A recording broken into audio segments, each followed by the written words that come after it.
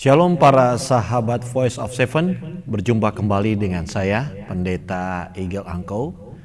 Setiap hari Kamis jam 19.00 atau jam 7 malam, kita akan berbincang-bincang seputar hal parenting dalam acara Call Upon God yang disiarkan langsung dari EGC Voice of Seven Studio, Jalan Tanjung Anom nomor 7, Surabaya, melalui akun YouTube Voice of Seven.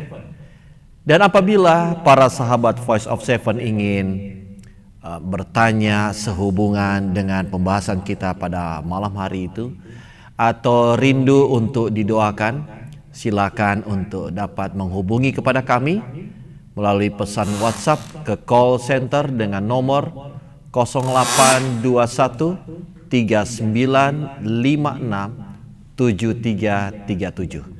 Sekali lagi 0821 3956 7337. Sekitar 1 jam ke depan kembali kita akan bersama-sama bertanya jawab dengan kedua narasumber kita yang sangat luar biasa. Saya sapa dengan hormat selamat malam kepada Bapak Rudolf Mordekai sebagai foundering Bread of Life Community dari Jakarta. Selamat malam Pak Pendeta, selamat malam pemirsa. Dan yang kedua, seorang ibu yang cantik juga, Ibu Suneta Joyce. Ya. Beliau adalah konselor Smile Center dari Jakarta. Selamat malam, Bu. Selamat malam Pak Pendeta Eagle, selamat malam pemirsa semua. Dan pada episode ini kita akan membahas satu topik yang juga sangat menarik untuk kita ikuti, yaitu baby blues. Ya, apa ini dan kenapa ini bisa muncul? Nah, sebelum kita akan masuk ke dalam satu perbincangan dan pembahasan lebih dalam lagi, mari kita tunduk kepala dan kita berdoa. Bapa di surga, pada malam hari ini Tuhan, kami rindu Tuhan bersama dengan kami untuk menggunakan segala hal yang terbaik dalam menyampaikan pekabaran firman Tuhan. Ibu Suneta akan menyampaikan maksud dan tujuan Tuhan untuk bagaimana kami boleh bersikap sebagai orang tua. Terima kasih ya Tuhan untuk berkat-Mu. Pada malam hari ini kami serahkan di dalam nama Yesus Kristus Tuhan dan Juru Selamat kami. Amin. Baik, kami persilahkan kepada Ibu Suneta Joyce untuk pembahasan kita pada malam hari ini. Baik, terima kasih Pendeta Eagle. Saya mau share screen, apakah sudah boleh Pak Pendeta untuk share screen? Silakan Bu. Kayaknya oke. Masih disable dia sepertinya. Sambil menunggu, apa kabar semuanya Bapak Ibu sekalian? Kita kemarin sudah sama-sama belajar tentang mempersiapkan diri gitu ya untuk bisa memiliki buah hati gitu. Dan ini adalah satu tugas tambahan. Artinya kalau tugas yang sebelumnya rasanya belum selesai, kita harus lebih mungkin butuh waktu sebentar lagi sebelum akhirnya kita benar-benar siap dan kita masuk ke dalam tugas yang baru, yaitu menjadi orang tua. Oke. Nah, setelah menjalani masa menjadi ibu yang hamil selama 9 bulan, memang ibu yang hamil ya, tetapi sebenarnya ayah pun ikut mendampingi dan merasakan, karena sudah sehati sama pasangannya ya, merasakan berbagai hal. Kalau istrinya sakit di pinggang kiri, sakit di pinggang kanan gitu ya, biasanya pasangan kita juga akan turut untuk ikut dalam memperhatikan, mencarikan solusi dan lain sebagainya, begitu ya. Begitu juga dengan kondisi-kondisi yang sudah semakin mendekati hari kelahiran, tentunya suami menjadi suami siaga yang siap untuk kapan saja mendampingi istri dalam melakukan proses melahirkan. Nah, sekarang setelah melahirkan, ada satu tantangan pertama yang biasanya terjadi pada ibu baru yang tentunya berdampak juga kepada pasangannya, kepada suaminya. Apa itu? Ini salah satunya. Dari sekian banyak, ini salah satunya, tetapi kita rindu untuk mengangkat topik ini karena topik ini terjadi pada hampir 70-80% ibu yang baru melahirkan. Namanya baby blues ya.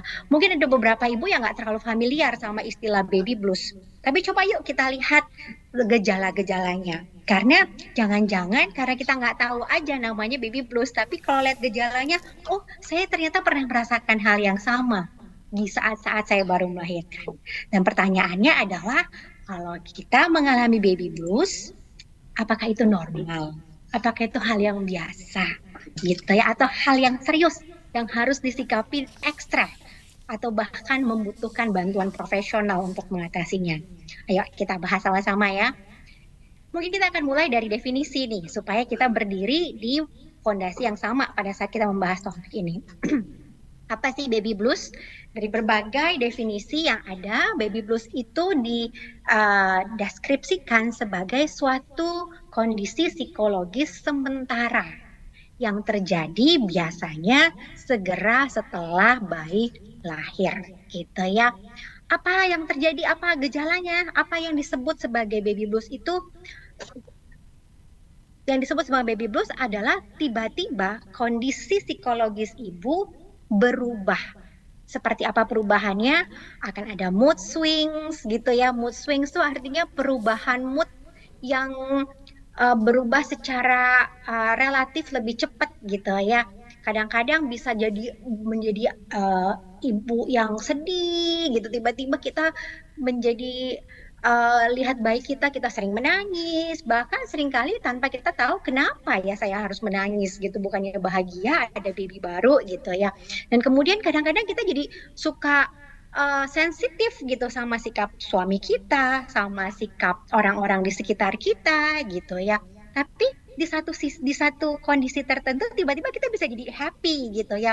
Yang seringkali kita bingung kenapa ya gitu ya. Kita nggak ngerti sebabnya, tapi moodnya swings gitu ya, berubah-berubah. Kemudian biasanya jadi nggak sabaran gitu ya, gampang terganggu gitu. Kalau misalkan punya tetangga yang biasanya pasang musik kencang-kencang, selama ini kita nggak merasa terganggu, kok sekarang jadi merasa terganggu banget gitu. Dan merasa terganggu itu benar-benar bikin kita jadi kepengen ngomong gitu ya, pengen ngedatengin tetangga terus suruh kecilin gitu ya. Atau kadang-kadang juga kita ngerasa lonely, padahal kita ada di keramaian, padahal ada suami kita, ada anak kita, tapi kok kita ngerasa kayak nggak berdaya gitu ya, dan cemas gitu ya, dan susah untuk istirahat gitu ya. Nah, perasaan-perasaan seperti ini muncul gitu ya. Dan ini biasanya berlangsung selama 1 sampai 2 minggu setelah melahirkan gitu. Dan di saat-saat seperti ini nih, biasanya pasangan kita akan bingung menghadapi kita, loh kok biasanya nggak apa-apa, kok sekarang dimarahin, biasanya saya pasang musik, aku sekarang biasanya nggak terganggu, kok sekarang terganggu gitu ya. Ada masa-masa yang akan terjadi seperti itu dengan kebingungan. Makanya kita harus pahami ini supaya kebingungan-kebingungan yang seperti itu dapat dihindari. Nah, menurut penelitian, diperkirakan hampir 70-80% wanita yang melahirkan pernah mengalami sindrom ini. Gitu ya. Artinya apa?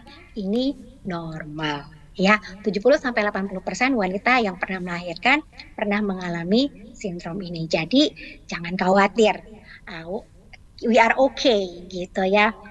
Dan kemudian kondisi ini biasanya memang terjadinya nggak lama. Paling lama 2 minggu. Kadang-kadang ada beberapa kondisi, beberapa kepribadian yang akhirnya prolong sampai mungkin 3 minggu. Tapi nggak sampai bulanan gitu ya. Biasanya di hari ketiga setelah melahirkan gitu ya, pada saat kita udah happy gitu ya, wah akhirnya ketemu baby baru selanjutnya pada saat pulang kita ngelihat kenyataan, kita harus ngurus sendiri, nggak ada lagi suster yang ngedampingin, atau bahkan nggak ada orang tua. Akhirnya karena kelelahan dan lain sebagainya, mulailah perasaan-perasaan atau gejala-gejala ini muncul gitu ya. Tetapi ini sementara, nggak panjang. Namun ada beberapa kasus yang kemudian kok kondisinya makin parah ya. Malah kemarin itu ada beberapa peristiwa di mana ibu yang baru melahirkan anak bayinya akhirnya membunuh bayinya sendiri dan dirinya sendiri. Kenapa? Karena dia depresi gitu ya. Nggak tahu kenapa depresi.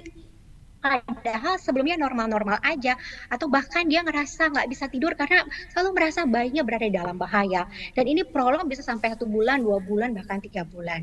Nah, kalau memang sudah dalam kondisi seperti itu, maka itu sudah masuk dalam kategori postpartum depression gitu ya, depresi postpartum gitu ya. Jadi ini dibedakan. Kalau misalkan hanya berlangsung sampai 14 hari dan gejala-gejalanya ringan gitu, dan kalau dihibur, kalau suami kita pengertian itu bisa langsung membaik, berarti kita dalam posisi yang normal. Kita berada dalam periode baby blues sementara itu. Tapi kalau ini terus memanjang dan bahkan ada perilaku-perilaku ekstrim, bahkan ada terdengar suara-suara gitu ya, itu artinya memang harus ditindaklanjuti oleh bersama dengan profesional-profesional di bidang ini gitu ya, untuk mengatasinya gitu ya. Namun hari ini kita nggak bicara tentang postpartum depression, kita bicara tentang baby blues yang umumnya dialami oleh ibu-ibu yang baru melahirkan.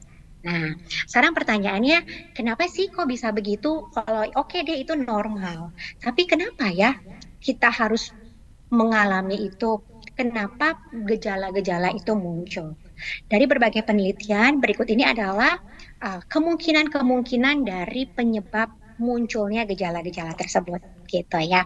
Yang pertama adalah perubahan hormon. Kita tahu seluruh tubuh kita ini diatur oleh hormon-hormon gitu ya. Apalagi wanita ya, kita punya menstruasi cycle dan lain sebagainya, itu hormon yang mengatur. Nah, selama kehamilan ada namanya hormon estrogen dan hormon progesteron yang akan meningkat jumlahnya untuk mempersiapkan selama kehamilan dan juga proses melahirkan gitu. Tetapi pada saat bayi dilahirkan, hormon itu akan turun secara drastis. Dan perubahan hormon yang drastis seperti ini sedikit banyak mempengaruhi juga state psikologis kita, kondisi psikologis kita, perasaan kita, mood kita gitu ya, sehingga ini akan menyebabkan kita kadang-kadang jadi sedih yang terlalu dalam, kadang-kadang tanpa sebab dan lain sebagainya gitu. Yang kedua apa? Yang kedua penyebab kemungkinannya adalah karena kita kurang tidur atau kurang istirahat. Pasti selama 9 bulan itu adalah masa-masa di mana kita beradaptasi sama si bayi, benda asing yang ada di dalam tubuh kita gitu ya. Apalagi kalau mendekati 7 bulan, 8 bulan, 9 bulan, perut kita udah makin membesar, tidur udah mulai susah. Hormon-hormon tadi juga kita akan lebih cepat kelelahan gitu sebenarnya. Tapi tidur nggak bisa, akan ada sesak nafas gitu ya, karena perutnya makin besar dan lain sebagainya. Dan masa-masa kehamilan yang kurang tidur itu sebenarnya menumpuk sampai pada saat kita masuk ke rumah sakit dan kita melahirkan. Kita harus menahan rasa sakit dan biasanya itu semalam-malaman gitu ya. Ada yang sehari, ada yang 2 hari gitu ya. Jadi kita benar-benar secara fisik kita capek gitu, secara fisik kita kurang istirahat. Dan secara psikologis hormonnya lagi agak kacau balau gitu ya. Jadi memang kombinasi gitu yang membuat kita sebenarnya dalam keadaan yang nggak stabil gitu ya. Berikutnya apa? Berikutnya adalah pada saat masa-masa kehamilan biasanya selera makan dan nutrisi yang kita konsumsi itu juga terganggu gitu ya. Ada yang selera makannya makin tinggi pada saat kelahiran sehingga kebutuhan nutrisi yang makin banyak dan kita punya baby di dalam perut itu tercukupi. Tapi ada juga yang nggak selera makan, ada yang muntah-muntah selama kehamilan gitu sehingga nutrisinya kurang gitu ya. Dan itu semua mempengaruhi kondisi biologis kita dan juga biologis kita akan mempengaruhi kondisi psikologis kita gitu ya. Apalagi setelah pulang dari rumah sakit kita harus belajar menyusui, rasa sakit menyusui, kemudian kok ini belum keluar air susunya gitu ya. Belum lagi setiap berapa jam kita harus bangun cek popoknya udah bagaimana, ada yang harus diganti, harus dibersihkan, hal-hal yang sebelumnya nggak mengganggu kita pada saat kita tidur di malam hari. Sekarang ada tambahan tugas-tugas detail yang harus kita lakukan, kurang istirahat, nggak sempat makan, sementara kebutuhan nutrisinya meningkat gitu karena kita harus menyusui bayi. Jadi ini adalah masa-masa di mana kita harus beradaptasi dengan peran kita yang baru secara psikologis maupun secara biologis gitu ya. Dan itulah juga yang kemudian menyebabkan kita kelelahan dan mood kita terganggu, perasaan kita terganggu juga gitu ya. Nah, sebenarnya banyak lagi gitu ya possible causes gitu ya, penyebab-penyebab lain yang berkontribusi terhadap itu semua. Tapi dari antara itu semua mudah-mudahan sudah bisa sedikit menggambarkan alasan kenapa baby blues bisa muncul pada ibu-ibu setelah melahirkan gitu ya. Nah, sekarang pertanyaannya bagaimana kita bisa menolong diri kita sendiri gitu ya. Bagaimana supaya kita bisa survive melalui masa baby blues itu dengan baik gitu ya. Sehingga baik-baik kita, pasangan kita maupun lingkungan kita tetap bisa menikmati masa-masa menjadi orang tua walaupun dalam kondisi yang lelah, kondisi yang sedang tidak stabil sekalipun. Nah, kita coba ya tips berikut ya. Oke, tips yang pertama adalah istirahat yang cukup. Ya, kita harus bayar utang-utang kurang istirahat kita di masa kehamilan, melahirkan, dan sekarang punya bayi dengan istirahat yang cukup. Gimana caranya? Caranya adalah tidurlah pada saat bayi kita tidur, gitu ya. Seringkali pada saat bayi kita lagi bangun, ya kita harus terbangun otomatis. Kita harus rapi-rapihin bayinya, kita harus menyusui, merawat, dan lain sebagainya. Tapi seringkali pada saat bayinya tidur, kita malah sibuk melakukan aktivitas lain yang kita nggak sempat lakukan pada saat bayi kita sedang bangun. Mama saya dulu pernah bilang, jangan. Pada saat kamu tidur, pada saat baby tidur, kamu harus tidur. Harus tutup mata sedikit dengan popok yang mungkin berantakan, cucian yang menumpuk gitu ya. Tapi pada saat itulah waktu-waktu di mana kita bisa benar-benar beristirahat bersama-sama dengan bayi kita. Kita bisa bayar hutang kita ya tidur yang sebelumnya. Nah, di momen-momen yang seperti ini butuh siapa? Butuh suami yang pengertian gitu ya, butuh suami yang memahami kondisi ini dan kemudian boleh jadi suami bisa menolong dengan mengambil alih tugas-tugas itu untuk sementara waktu gitu ya. Hal apa lagi yang bisa kita lakukan? Tetap aktif secara fisik, tetap berolahraga. Kadang-kadang kalau kita capek, kitanya jadi malas, jadi mager ya, malas bergerak gitu ya. Tapi seorang dokter spesialis olahraga pernah bilang sama saya waktu itu, saat-saat dimana kita justru lemes gitu, kita lagi kayak nggak kurang energi, itulah saat dimana kamu harus keluar dan berolahraga gitu ya, karena tubuh kita akan di recharge lagi dengan olahraga, dibangunkan lagi dan dikuatkan lagi gitu ya. Jadi tetap aktif secara fisik. Gimana caranya? Pagi-pagi bangun, keluar, bawa baby, gendong-gendong, jalan-jalan seputar rumah gitu ya. Kita juga sekalian menghirup udara segar gitu ya di luar rumah. Kalau misalkan kita punya stroller, bisa taruh, kita dorong-dorong stroller, kita jalan keliling gitu ya. Tetap aktif secara fisik karena itu akan menolong semua saraf-saraf kita kembali aktif gitu ya. Oke, dan kemudian konsumsi makanan bergizi dan hindari makanan berkafein, tinggi gula, karbohidrat olahan, pengawet, dan lain sebagainya. Sebenarnya ini juga pesan yang harus disampaikan pada saat hamil ya, karena ini akan ternyata mempengaruhi staminanya kita pada saat kita mengkonsumsi terlalu banyak karbohidrat yang tinggi gula dan lain sebagainya, dan itu akan terbawa pada saat kita dalam proses memulihkan diri pasca melahirkan. Jadi kalau bisa dihindari hal yang seperti ini, tapi makanan yang bernutrisi, yang bergizi buat kita dan juga buat bayi kita, karena banyak hutang yang harus kita bayar untuk tubuh kita gitu. Jadi konsumsilah makanan-makanan yang sehat gitu ya. Kemudian apa? Bergabunglah dalam satu komunitas terkait ibu dan anak ya. Jangan kita mengambil waktu karena sibuk dengan anak kita lupa bahwa kita butuh untuk memenuhi kebutuhan sosial kita. Dan sosial kita sudah berubah. Kita perlu untuk mempunyai teman-teman yang mungkin memiliki masalah yang sama dengan kita, yang merasakan hal yang sama dengan kita. Dan itulah waktu-waktu kita bisa banyak bertanya. Apalagi ibu baru, nggak ada buku manualnya ya. Seringkali kita butuh pengalaman-pengalaman dari ibu-ibu yang lain untuk bisa menolong kita memahami tugas kita yang baru. Jadi bergabunglah dalam satu komunitas terkait ibu dan anak. Dan ini banyak sekali. Kalau mau keluar rumah pada saat kita olahraga, ngobrol sama tetangga gitu ya. Jadi kita akan dikasih masukan-masukan, semangat-semangat yang baru. Kita bangun support system yang membuat kita jadi lebih kuat dalam menghadapi peran yang baru ini gitu ya. Dan yang berikutnya ini penting banget. Di masa-masa memang pada saat kita lelah, pada saat kita memang moodnya lagi nggak bagus, bicarakan apa yang kita rasakan dan alami dengan pasangan, teman, atau keluarga. Secara khusus pasangan kita sampaikan, kita bicarakan pada mereka.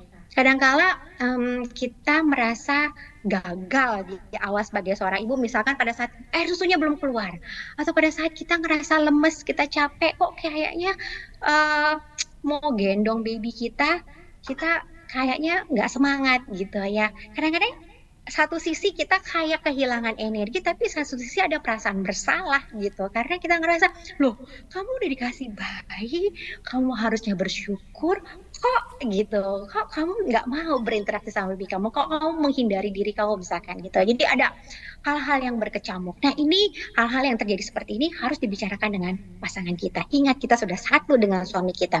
Apa yang kita rasakan akan menjadi perasaan yang juga dia pahami supaya bisa menyelesaikan masalah bersama-sama. Jadi dibicarakan. Jangan merasa malu, jangan merasa gagal, jangan merasa bersalah. Bicarakan, itu biasa. Atau kita bisa bilang sama suami kita, boleh nggak untuk beberapa hari ke depan saya nggak masak dulu karena saya lelah sekali gitu. Boleh nggak kita panggil mama misalkan? Boleh nggak kita minta tetangga untuk tolong kita? Boleh nggak kamu ambil alih dulu peran yang ini? Disampaikan gitu ya. Kadang-kadang istri-istri juga suka berharap suaminya bisa paham dengan raut wajah saja, ekspresi wajah aja gitu ya. Tapi ternyata suami-suami suka nggak peka gitu. Akhirnya istri-istri ngambek. Akhirnya terjadilah keributan argumen atau pertengkaran gitu ya. Jadi untuk menghindari hal-hal yang seperti itu, komunikasikan saja, sampaikan gitu ya. Dan pastikan kalau suami kita juga, ini yang paling penting, suami kita juga sudah memahami akan adanya kondisi-kondisi seperti ini yang akan muncul pasca melahirkan, setelah melahirkan gitu ya. Jadi ini salah satu juga persiapan sebelum jadi orang tua. Cari tahu tentang berbagai hal, proses kelahiran, masa kehamilan, dan juga pasca melahirkan. Sehingga tidak hanya kita yang dipersiapkan, tapi pasangan kita juga akan siap menghadapi dan menolong kita pada saat mengalami masa-masa sulit tersebut gitu ya. Dan kemudian ini yang Pak juga sama pentingnya, ibu-ibu zaman now ya, pasangan-pasangan muda itu nggak bisa lepas banget dari gadget gitu ya, kemana-mana bawa gadget gitu. Dan kadang-kadang kita suka bilang me time-nya kita adalah pada saat kita bisa lihat sosial media kita dan lain sebagainya gitu ya. Boleh ya, boleh aja gitu. Tapi ingat di masa-masa yang seperti ini, pada saat tadi baby tidur, kita harus tidur. Jangan pada saat baby tidur kita sibuk dengan handphone kita, apalagi kita melihat konten-konten yang nyatanya akan mempengaruhi pikiran dan perasaan kita. Nah, karena pada saat itu mempengaruhi pikiran dan perasaan kita, maka kita akan juga terbeban dengan lebih banyak hal yang terjadi di sekitar kita yang juga akan mempengaruhi perasaan kita. Ya, banyak sekali penelitian mengungkapkan bahwa di zaman maju di mana sosial media dan internet itu semakin bebas, semakin tinggi juga, sejalan dengan itu semakin juga banyak mental illness yang terjadi. Banyak orang-orang yang memiliki gangguan secara mentalitas akibat dari memaparkan diri terlalu banyak akan informasi-informasi yang ada di gadget mereka, di sosial media mereka. Gitu ya. Dan untuk ibu-ibu kadang-kadang kita juga suka panik dan kemudian kita cari informasi yang banyak dan kemudian itu malah bukannya menolong kita, malah mengkhawatirkan kita. Kalau ingat waktu COVID yang lalu, orang-orang yang memaparkan diri terlalu banyak terhadap berprogres COVID, justru mereka semakin rentan untuk terkena COVID dan proses kesembuhannya malah lebih lambat dibandingkan mereka yang free dari informasi COVID dan fokus untuk kesembuhan dirinya. Gitu ya. Jadi hati-hati dengan apa yang kita paparkan ke dalam pikiran dan perasaan kita, khususnya terutama di momen-momen di mana kita masih dalam kondisi baby blues. Gitu ya. Karena apa? Siklusnya begini ya. Apapun yang kita lihat dari mata kita itu akan masuk ke pikiran kita. Dan apa yang ada di pikiran kita itu otomatis akan mempengaruhi perasaan kita. Dan bagaimana perasaan kita itu akan mempengaruhi sikap kita terhadap situasi yang terjadi di lingkungan kita. Apakah kita punya perasaan yang negatif? Maka kita lihat perilaku kita, sikap kita juga akan menjadi negatif terhadap lingkungan kita. Dan sebaliknya, kalau perasaan kita positif, perasaan kita happy, maka hal-hal kesalahan-kesalahan kecil yang mungkin terjadi, kita bisa lihat itu dengan cara yang positif juga gitu ya. Jadi be aware mami-mami gitu ya, ibu-ibu, untuk menjaga pikiran kita di dalam proses-proses postpartum ini gitu ya. Nah, ya dia juga ada kutipan katakan bahwa dari salah satu buku ya, antara pikiran dan tubuh ada hubungan yang misterius dan menakjubkan. Mereka saling bereaksi satu sama lainnya. Oleh karena itu menjaga tubuh dalam keadaan sehat dan mengembangkan kekuatannya agar semua bagian dari sistem tubuh boleh bekerja secara harmonis harus menjadi pelajaran pertama dari hidup kita. Fisik kita mempengaruhi kondisi psikologis kita. Dan demikian sebaliknya, kondisi psikologis kita akan mempengaruhi fisik kita. Makanya banyak penelitian sekarang semakin besar mengungkapkan bahwa nyatanya 9 dari 10 penyakit, 9 loh, banyak ya, dari 10 penyakit itu sesungguhnya disebabkan oleh pikiran. Kalau kemarin kita belajar mindset yang benar gitu ya, perspektif yang benar akan mempengaruhi perasaan kita dan akan mempengaruhi sikap kita. Oke. Nah, ini juga kedua dari terakhir, bagaimana cara kita menolong diri kita sendiri pada saat momen baby blues itu. Coba untuk live one day at a time. Berjalanlah, hiduplah satu hari dalam satu waktu gitu ya, secara sadar. Nikmati hari ini dan sekarang. Gak usah mengkhawatirkan masa depan dan gak usah hidup dalam bayang-bayang masa lalu. Masa lalu yang mungkin kita melakukan kesalahan-kesalahan. Aduh, andaikan saya jaga makan saya, mungkin baby saya nggak pencernaannya nggak akan sesensitif ini, misalkan gitu ya. Dalam perjalanan banyak ada keluhan-keluhan yang muncul dari si bayi dan itu akibat dari kita kurang menjaga proses kehamilan kita. Stop merasa bersalah, stop hidup di dalam bayang-bayang masa lalu. Lihat sekarang apa yang kita bisa lakukan sekarang dan cari solusi untuk perbaikan ke depan. Jangan juga hidup dengan masa depan yang belum tentu terjadi, dibebani oleh masa depan dengan segala kekhawatiran. Nikmati hari ini. Lihat bayi kita, merasa bersyukur dengan keberadaannya, dan pelajari apa yang bisa kita lakukan sebaik kita. Sisanya serahkan sama Tuhan. Kita lakukan bagian kita dengan setia, biarkan Tuhan yang menyempurnakan kelemahan-kelemahan kita. Ya, dan untuk terapi pada saat-saat kita lagi down, kita lagi sedih, coba hitung-hitung berkat yang kita sudah dapatkan. Saya bersyukur saya memiliki suami yang memahami situasi saya. Saya bersyukur ada ibu mertua saya, walaupun cerewet, tapi karena ada dia, popok-popok bisa bersih gitu ya, dibantu gitu ya. Saya bersyukur ini, saya bersyukur ini, saya bersyukur itu ya. Jadi nyatanya banyak hal yang bisa kita bersyukuri dan itu akan menolong kita.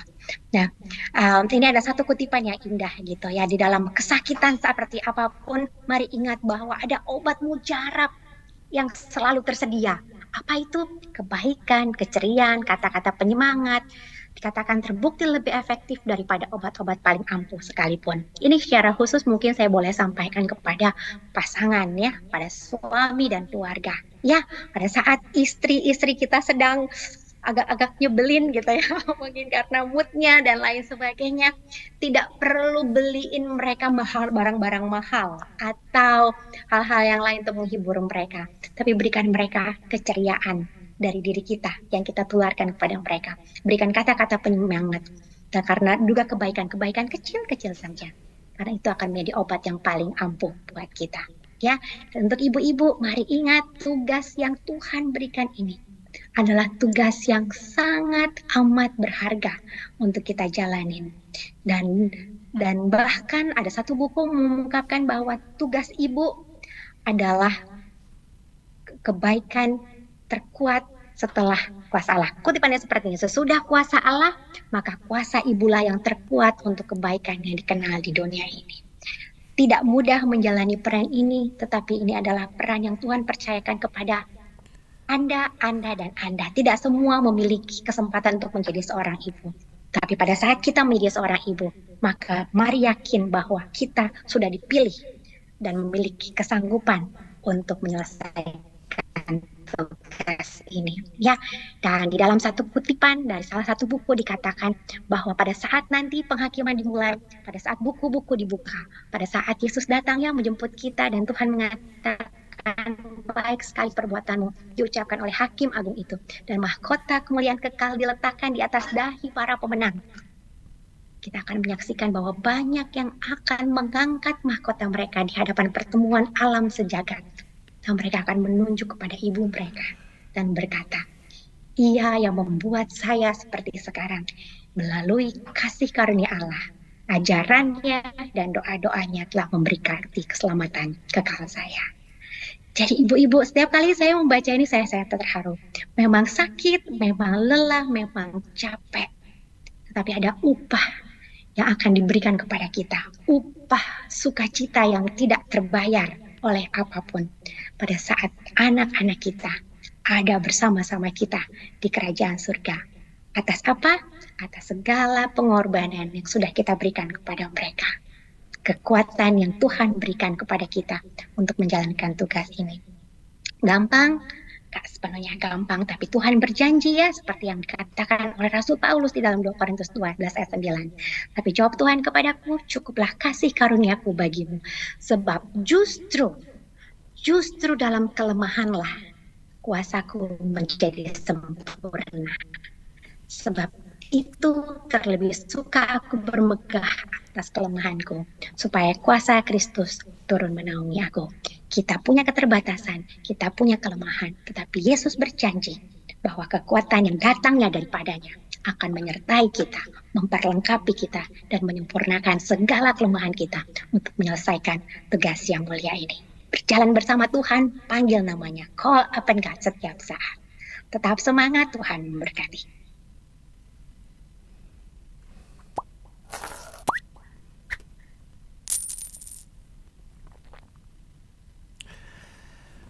Masih bersama dengan saya, Pendeta Igel Angko, dalam acara Call Upon God yang disiarkan setiap hari Kamis jam 19.00 atau jam 7 malam melalui akun YouTube East Java Conference Voice of Seven. Para pemirsa yang luar biasa dimanapun kalian berada, setelah kita menerima pemaparan yang luar biasa juga dari narasumber kita Ibu Suneta, sekarang tibalah saatnya kita untuk bertanya jawab. Ada satu hal yang sangat menarik sesuai dengan judul saja, Baby Blues bagi tantangan pertama ibu baru yang memiliki bayi. Tadi dikatakan ada 70-80% ternyata sindrom ini dialami. Hampir sebagian, 70-80. Saya kira kalau 70-80 itu sudah termasuk istri saya juga ya. Bisa jadi. Nah, pertanyaan saya ini mungkin boleh dikatakan mudah ataupun perlu dianalisa. Apakah baby blues syndrome ini juga bisa terjadi untuk kelahiran berikutnya? Ya. Dan apakah juga nanti yang tadi ada disebutkan postpartum depression? Apakah itu penyebabnya itu nanti akan bermunculan, bertambah ataupun nanti berkurang? Ya, silakan Bu Suneta. Oke, baik Pak Pendeta Igel, terima kasih untuk pertanyaannya. Iya ya, jadi hampir memang 70-80%, jadi hampir semua ibu mengalami baby blues seperti ini. Dan ini bisa terjadi tidak hanya di anak pertama, anak kedua dan anak ketiga dan selanjutnya juga bisa kemungkinan terjadi. Karena tadi kita lihat ya, possible causesnya adalah kebanyakan secara fisiologis kita. Hormon yang berubah, kurang istirahat, dan lain sebagainya. Apalagi biasanya anak kedua, ketiga umur kita makin bertambah, sehingga secara fisik kita juga akan semakin lemah gitu ya. Jadi potensi untuk memiliki kekuatan secara fisik berkurang itu akan lebih besar dan itu akan mempengaruhi secara fisiologis kita gitu ya. Bahkan nih sebenarnya sampai sekarang beberapa ibu-ibu gitu ya mungkin juga memiliki gejala yang mirip-mirip gitu ya. Tapi nggak disebut baby blues lagi karena baby blues khusus terminasi yang digunakan untuk postpartum. Tapi ada kadang-kadang kita punya perasaan sedih gitu ya. Kalau kita lagi capek gitu ya, kemudian tahu anak kita marah, ngelawan gitu ya, itu akan mempengaruhi juga gitu kondisi-kondisi di dalam diri kita gitu ya. Tetapi mari kita selalu aware gitu bahwa perasaan-perasaan ini nggak boleh kita manjakan gitu. Mari bawa ke pikiran kita cerna dan kemudian kita sikapi dengan kondisi dengan cara yang lebih positif gitu ya. Dan yang berikutnya pertanyaannya adalah dengan postpartum depression. Postpartum depression ini umumnya kalau sudah masuk ke uh, uh, spektrum postpartum depression ini akan tambah parah biasanya kalau tidak di manage, kalau nggak ditolong oleh profesional gitu ya. Ini akan karena semakin dia merasa seperti itu, dia akan semakin negatif terhadap dirinya, terhadap lingkungannya, dan kemudian dia biasanya akan sulit tidur dan lain sebagainya. Itu akan terus memperparah, memperparah. Makanya memang kalau kira-kira sudah berada di dalam spektrum ini, harus segera dibawa ke profesional supaya bisa ditolong dengan segera gitu. Gitu kira-kira Pak Pendeta. Oke. Ada yang menarik tadi dari Ibu Suneta. Ada satu kalimat yang dinyatakan. Itu juga berpengaruh dengan usia ibu itu sendiri. Kira-kira kecenderungan untuk terjadinya postpartum depression itu, kalaupun pernah dilihat dari mungkin hasil analisa atau bagaimana, usia keberapa ini kira-kira postpartum depression ini bisa terjadi kepada ibu-ibu ini? Pak Rudolf atau Ibu Suneta terserah siapa yang mau jawab.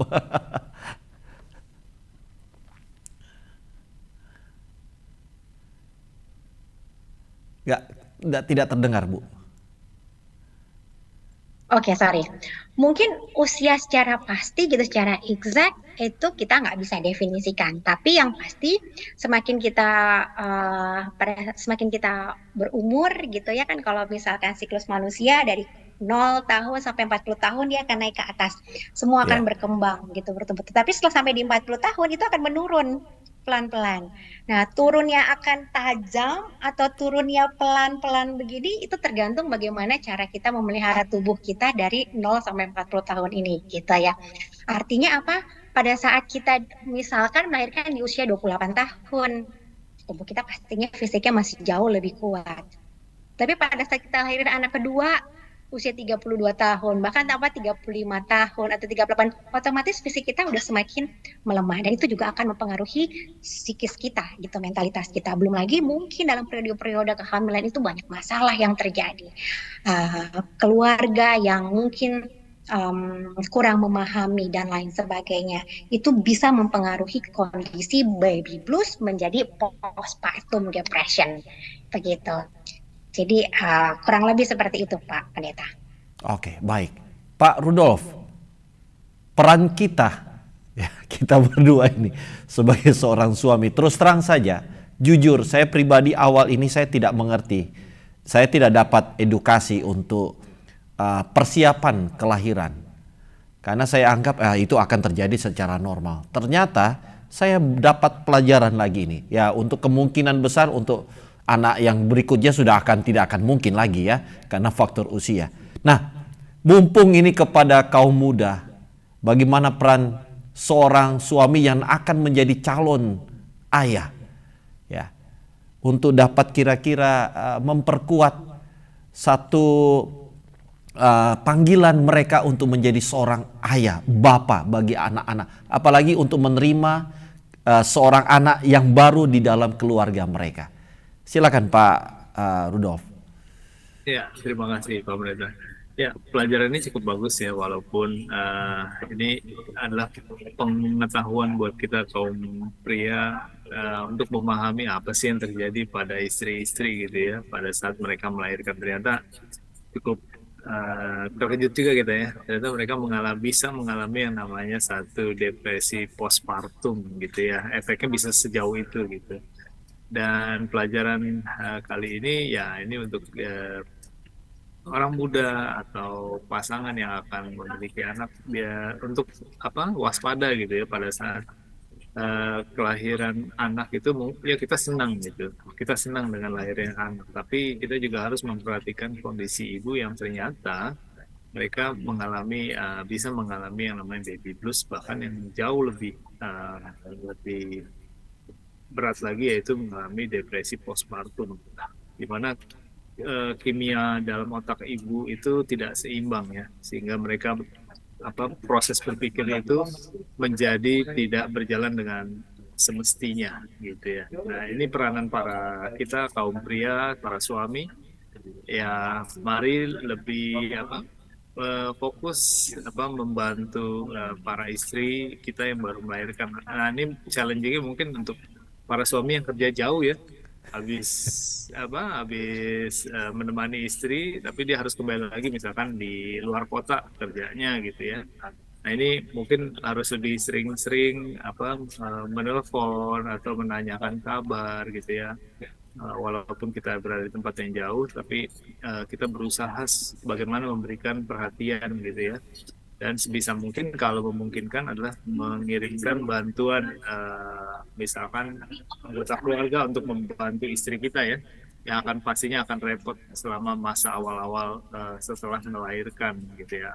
Ya bila perlu kalau nggak ada juga ya kita usahakanlah, kita bela-belain untuk babysitter mungkin ya, untuk bisa lah untuk di awal-awal membantu istri kita, karena ternyata mereka mengalami di dalam diri mereka itu mengalami satu perubahan gitu ya, sungguh ternyata berat juga gitu.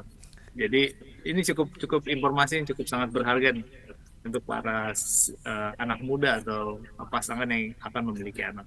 Mungkin begitu Pak Pendeta.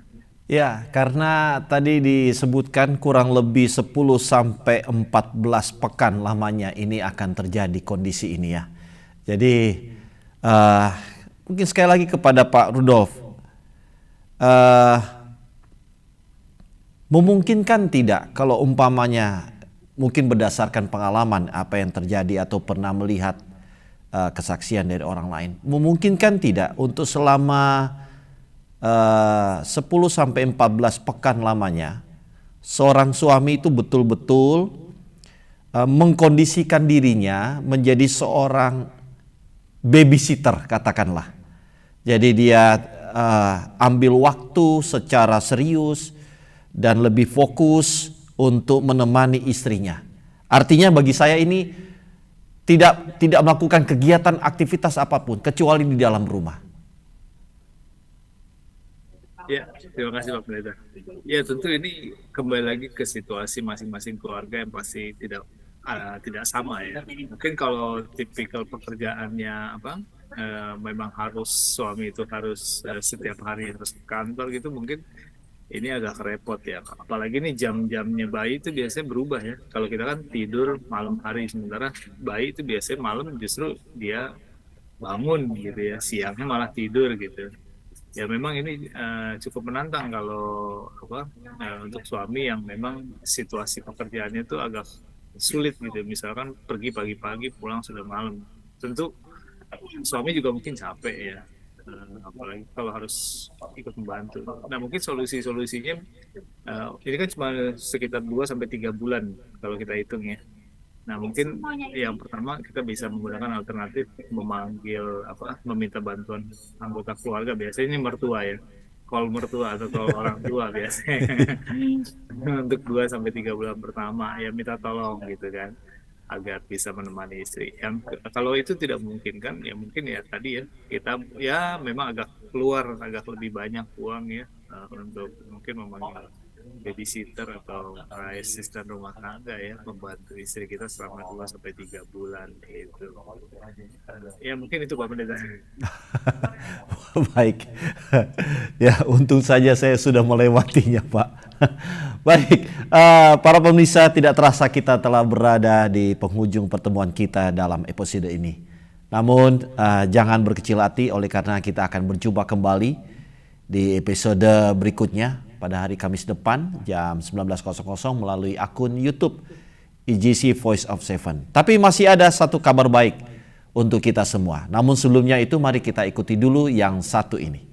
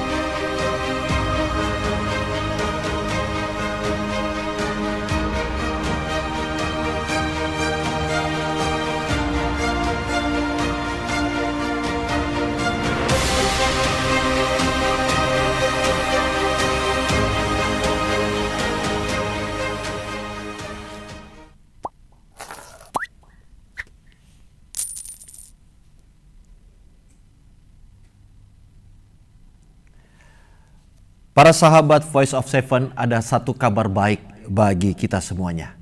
Bagi rekan-rekan mereka yang menyaksikan tayangan melalui akun YouTube Voice of Seven dan memberikan komentar melalui tayangan ini, 3 komentator pertama akan mendapatkan masing-masing 1 buku Saya Memilih Bahagia yang dituliskan oleh seorang yang bernama Jong Suk Kim. Ini adalah 1 buku seri pertama hubungan dengan pasangan, petunjuk-petunjuk agar memperoleh kekuatan untuk mengendalikan emosi dan perasaan. Jadi pastikan saudara, para pemirsa untuk dapat memberikan komentar terkait dengan apa yang kita ikuti pembahasan pada malam hari ini. Baik, selanjutnya kita akan menerima closing statement dari masing-masing narasumber kita dan sebagai kesimpulan dari pertemuan kita pada malam hari ini. Dengan hormat kami persilakan lebih dulu Ibu Suneta dan dilanjutkan oleh Bapak Rudolf. Oke, baik Pak Pendeta, terima kasih. Ya, saya jadi pengen meneruskan sedikit tadi tentang bapak-bapak ya. Memungkinkankah menemani ibu-ibu sampai 14 hari? Ada kabar baik. Kabar baiknya adalah banyak negara-negara yang maju yang sudah memahami, sudah aware akan hal ini, mereka sudah memberikan paternal leave. Jadi cuti untuk ayah-ayah, karena mereka tahu ayah-ayah sangat dibutuhkan di masa-masa awal dari kelahirannya, seperti negara Islandia, Kanada, bahkan mereka memberikan cuti sampai 5 minggu, 9 minggu, dan menarik di Korea Selatan 15 minggu diberikan gitu kepada ayah untuk menemani istri. Ya, ini salah satu juga bukti bahwa memang situasi ini adalah situasi yang cukup penting untuk diperhatikan, baik oleh ibu juga oleh suami gitu, support system ya. Tetapi satu hal yang saya mau kita semua lihat gitu dan kecap begitu ya, kecap bahwa betapa baiknya Tuhan dalam kehidupan kita adalah mari percaya bahwa Tuhan tidak pernah meminta kita untuk pergi ke medan perang, melakukan tugas tanpa menyertakan kita alat perangnya. Gitu ya, Tuhan tidak pernah memberikan kita tugas sebelum Dia memastikan kita sanggup untuk menyelesaikan tugasnya. Oleh karena itu, para ibu terkasih, para ayah terkasih, orang tua baru, dan orang tua yang baru memiliki anak ataupun akan memiliki anak. Kesulitan apapun yang kita hadapi, ada kebingungan, mungkin ada kecemasan. Jangan pernah putus asa, jangan pernah merasa gagal, jangan pernah merasa takut atau khawatir berlebihan. Karena kita dipastikan pasti bisa melaluinya dengan baik. Sendirian? Enggak ya, tentunya dengan terus berpegangan tangan kepada si pemberi tugas. Pegang terus tangan Tuhan, minta terus hikmat dari Tuhan. Dan Dia akan menuntun kita untuk melakukan tugas dan tanggung jawab kita seturut dengan rencana dan maksudnya dalam menghadirkan anak kita di tengah-tengah kita. Tetap semangat, Tuhan memberkati. Ya, closing statement dari saya adalah untuk para ibu yang di saat baru melahirkan ya, mungkin kita pada saat itu mengalami kelelahan dan juga situasi yang sangat-sangat tidak mengenakan gitu ya. Tapi biarlah rumusnya tetap sama ya. Kesulitan apapun, entah itu kesulitan dalam kehidupan, dalam finansial atau penyakit juga, itu sama. Termasuk juga sulit saat setelah melahirkan. Mungkin banyak hal-hal yang mengganggu, tapi jawabannya obatnya cuma satu, yaitu panggilan dari Yesus, marilah kamu yang letih lesu, datanglah kepadaku. Itu adalah obat untuk semua kesulitan yang kita alami, kesulitan setelah melahirkan. Jadi biarlah pada saat kita merasa lelah, merasa putus ya, mungkin seperti putus asa gitu ya, biarlah datang kepada Yesus, berdoa dan usahakan untuk terus menyalakan lagu-lagu rohani ya, lagu-lagu rohani supaya kita suasana pikiran kita itu juga tetap tenang gitu ya. Dan kepada para ayah ya, mari kita memahami para istri kita yang ternyata mereka mengalami perubahan fisik ya. Dan kita harus mencoba sebisa kita untuk membantu mereka. Biarlah kita melepaskan lah jangan ya, mungkin saatnya untuk memilih ya, jangan nggak terlalu fokus untuk pekerjaan atau bisnis gitu ya, tapi biarlah 2 sampai 3 bulan pertama ini mari kita lebih fokus kepada istri dan anak kita gitu ya, karena mereka sangat membutuhkan kehadiran kita, dan kiranya kerjasama yang baik pasti akan dapat mengatasi segala persoalan dalam rumah tangga. Demikian Pak Pendeta. Baik, saya pikir Baby Blues itu adalah salah satu judul lagu. Ternyata ini merupakan sindrom, ya. Dan ini luar biasa sekali. Saya sangat bersyukur untuk pembelajaran pada malam hari ini. Baik para sahabat EGC Voice of Seven, demikianlah pertemuan kita pada malam hari ini. Jika para sahabat ingin bertanya sehubungan dengan pembahasan kita Baby Blues pada malam hari ini, ataupun rindu untuk kami doakan, silakan menghubungi kami melalui pesan WhatsApp ya di 08113184401 atau juga di 082139567337 ya. Sekali lagi 082139567337. Saya Pendeta Eagle Angko bersama dengan kedua narasumber kita, Bapak Rudolf Mordecai dan Ibu Soneta Joyce, mengucapkan terima kasih banyak untuk para sahabat Voice of Seven yang tetap setia bersama dengan kami. Nantikan untuk pekan yang akan datang dengan satu pembahasan yang sangat luar biasa. Dan ini sangat menarik, persiapan bagi kita, hai kaula muda, bagi mereka kalian yang siap untuk menikah, berdoalah karena ini adalah satu hal yang sangat luar biasa yang Tuhan berikan bagi kita. Kita akan tutup pertemuan kita pada malam hari ini.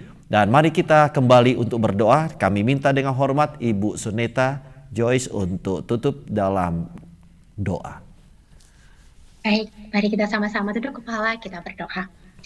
Bapa dalam surga, Bapa yang penuh kasih, Bapa yang selalu ada untuk kami dan mengasihi kami dengan kasih-Mu yang kekal. Terima kasih Tuhan untuk waktu di mana kami dapat kembali berkumpul bersama-sama dari tempat kami masing-masing untuk mendengar akan petunjuk-petunjuk Tuhan, akan rencana-rencana Tuhan yang indah yang Engkau ingin untuk kami lakukan di dalam kehidupan kami. Tuhan, kami adalah manusia-manusia yang terbatas, kami adalah manusia-manusia yang lemah, tapi kami memuji Tuhan karena kami memiliki Allah yang kuat, Allah yang luar biasa, Allah yang sanggup untuk melepaskan kami dari berbagai kesulitan kami. Oleh karena itu Tuhan, sementara Engkau memberikan kami tugas untuk menjadi orang tua ataupun calon-calon orang tua, kami memohon Tuhan untuk tetap memegang tangan kami, memberikan kami kekuatan, memberikan kami hikmat dan kebijaksanaan dari surga, sehingga kami dapat menjalankan tugas ini hanya seturut dengan maksud dan rencana Tuhan bagi kami semua. Kami rindu Tuhan untuk Kau pertemukan kembali di hari Kamis yang akan datang. Oleh karena itu Tuhan saja yang kiranya memelihara kami sepanjang minggu. Dan dengan kasih karunia Tuhan kami dapat kembali bersatu untuk belajar dan mendengarkan akan firman-Mu. Terpujilah nama-Mu, kami serahkan hidup kami ke dalam tangan-Mu, jadilah kehendak-Mu selalu dalam kehidupan kami dan bukan kehendak kami. Karena kami berdoa hanya dalam nama anak-Mu Yesus Kristus, Juru Selamat dan Penebus kami. Amin.